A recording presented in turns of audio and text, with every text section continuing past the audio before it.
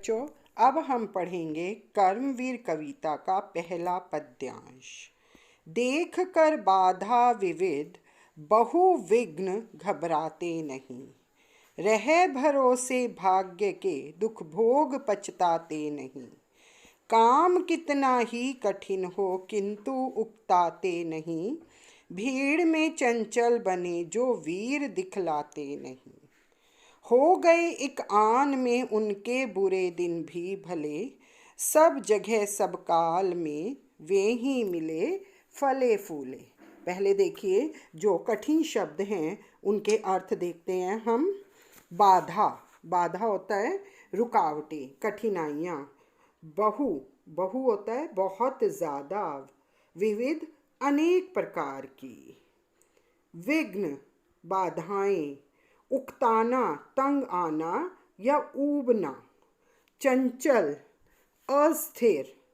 आन, शान या मर्यादा। आइए अब हम पंक्ति से एक एक पंक्ति का अर्थ देखेंगे। देख कर बाधा विविध बहु विघ्न घबराते नहीं, रहे भरोसे भाग्य के दुख भोग पछताते नहीं।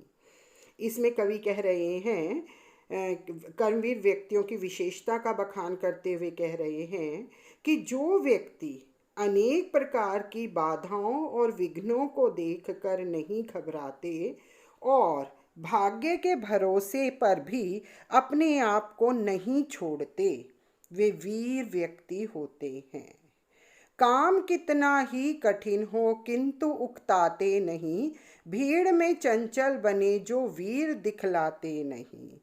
कितना भी कठिन काम हो, वो वीर व्यक्ति कठिन से कठिन काम को भी मन लगाकर करते हैं, काम से जी नहीं चुराते और जीवन में सफलता प्राप्त करते हैं।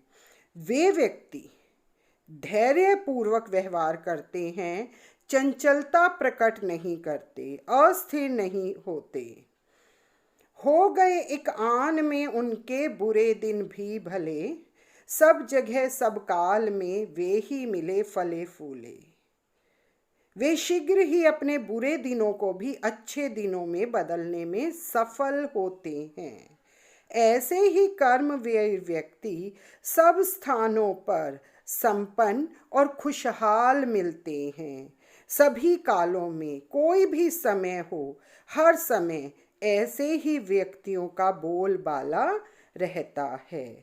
तो इस पद्यांश में कवि क्या कहना चाहता है कि कर्मवीर व्यक्तियों के लक्षण और उनकी सफलता, के कर्मवीर व्यक्तियों के क्या क्या लक्षण हैं और उनकी सफलता को स्पष्ट कर रहा है कि वो भीड़ में चंचल नहीं बनते, कठिन से कठिन परिस्थिति से भी घबराते नहीं हैं, मुश्किल से मुश्किल काम को करने में भी उकताते नहीं हैं।